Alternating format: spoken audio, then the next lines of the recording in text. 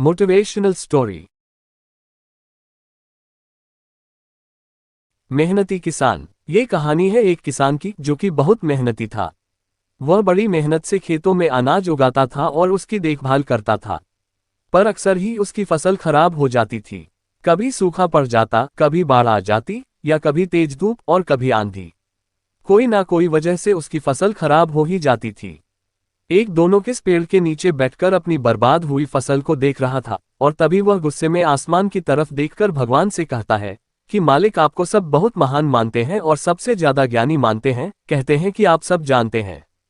लेकिन मुझे ऐसा लगता है कि आपको कुछ भी नहीं पता। उद्धरण चिन्ह। मुझे ये लगता है कि आपको तो ये भी नहीं पता होगा कि फसल कैसे होती है।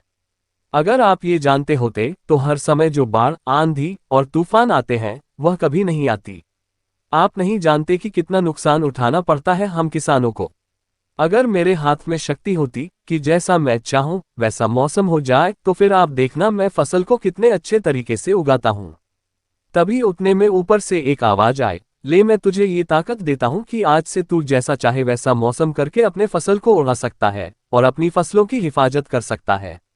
उद्धरण चिन्ह। एक दो दिन गुजारने के बाद किसने फिर से अपने खेत में गेहूं की फसल उगाई। अब किसान के पास तो शक्ति थी, वह जैसा चाहे वैसा मौसम कर सकता था। तो किसान ने आंधी, तूफान और बाढ़ कुछ भी उसने अपने खेतों पर आने नहीं दिया। किसान ने अपनी फसलों को बर्बाद होने से बचाया, और उस साल उस किसान के खेत में ऐसी फसल हुई जो पहले कभी नहीं हुई थी।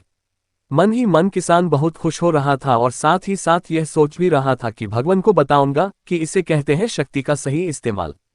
कुछ दिन और गुजरने के बाद फसल काटने के लिए तैयार हो गई। किसान बड़े उत्सुकता के साथ फसल को काटने लगा, पर जैसे ही उसकी नजर गेहूं की बोलियां पर पड़ी तो वह हैरान हो गया, क्योंकि उन वालियों में गेहूं के दाने ही नहीं थे।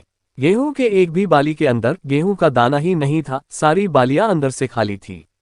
अब वह किस बड़ा परेशान हो गया और फिर से भगवान को पुकारने लगा। वह जोर जोर से चिल्लाकर यह कह रहा था, भगवान, शायद तूने मुझे कोई सजा दी है। तभी ऊपर से आवाज आई कि मैंने तुम्हें कोई सजा नहीं दिया है, बल्कि इसकी जिम्मेदार तो तुम खुद हो। तुमने अपने पौधों को संघर्ष करने का मौका ही नहीं दिया। ना तो तुमने उन्हें आंधियों से जूझने दिया, ना ही तेज बारिश से सहने दिया, और ना ही धूप में तपने दिया। एक भी चुनौती का सामना तुमने उन्हें नहीं करने दिया। इसीलिए सारे पौधे अंदर से खोखले रह गए। जब आंधी, तूफान, तेज बारिश और धूप पड़ती है तभी यह पौधे संघर्ष करते हैं, और इसी संघर्ष से ताकत पैदा होती है। जिसमें पावर होता है, एनर्जी होती है, और इसी संघर्ष से गेहूं का दाना बनता है। तूने उन्हें बुरे वक्त से गुजरते ही नहीं दिया। जहां उनका बनावट होता, सारी बालियां इसलिए खोखली रह गई क्योंकि तुमने अपने पौधों को संघर्ष कराया ही नहीं।